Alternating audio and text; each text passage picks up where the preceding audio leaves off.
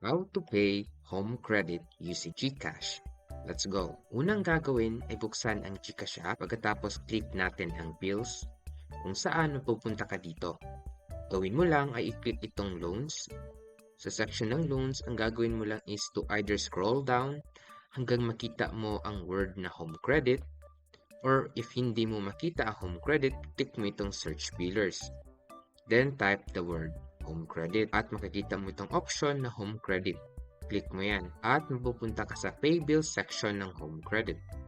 Ang gawin mo is fill out mo mga needed information. Kung di ka marunong or di alam, guide kita, no need to worry. So ayun, para malaman ang mga information, kailangan sa pagbayad, hanapin ang card na ito na binigay sa iyo ni Home Credit. Pagkatapos buksan mo ito at makita mo dito ang mga information mo sa iyong loan. Tulad ng monthly due date kung saan sinasabi nito when nagsimula first payment mo sa Home Credit at kung anong araw ang buwan dapat magbayad. In this case, since 6/20/2023 or June 20, 2023, it means if nagbayad ka sa June 20, dapat before on the day of July 20, 2023, nakabayad ka na para walang interest. At itong last due date of loan naman ay ang last month ng term ng iyong loan, given na wala kang mintis sa pagbabayad. So balik tayo dito. So sa PHP banda, lagay mo lang amount na monthly na need mo bayaran. So using this card, itong monthly installment ang iyong amount na need bayaran. So copy mo yan dito sa PHP tulad ng ginawa ko. Note nga pala may service fee si GCash na 15 pesos. It means if 1,578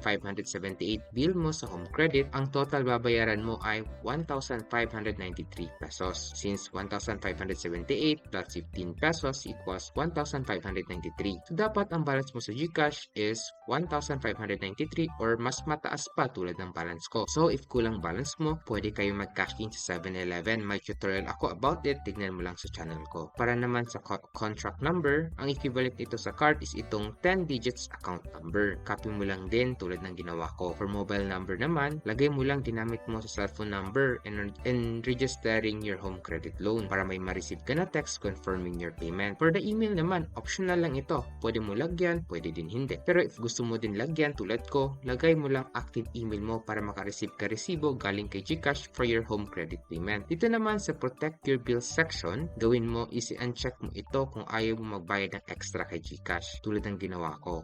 Pagkatapos kapag okay na lahat yan, click mo next. Tapos pupunta ka dito kung saan pwede mo i-review kung nailagay mo ba na mga information ay tama tulad ng amount, contract number, at mobile number. If ever may typo ka, click mo itong back arrow para ma-edit mo pa. Kapag tama naman lahat, click mo confirm at mag-generate si GCash ng resibo tulad nito as proof na nakabayad ka na kay Home Credit. Tanong, mga ilang days po ba magre-reflect bayad ko sa Home Credit galing GCash? Within the day po, magre-reflect agad yan. Another tanong, paano ko po malalaman na nag-reflect na bayad ko sa Home Credit galing GCash? Maghintay ka lang ng text message galing kay Home Credit wherein they will confirm your payment galing GCash. Madali lang, di ba? So, if gusto mo din matutunan paano mag-cash out sa iyong home credit kwarta, may tutorial din ako para dyan, click mo lang ito. O di kaya gusto mo din matutunan paano magbayad sa PLDT gamit GCash, may tutorial din ako para dyan, click mo lang ito. So, if natulungan ka ng video ito, don't forget to like and subscribe for more videos like this. Yun lang, see you in my next video. Let's go!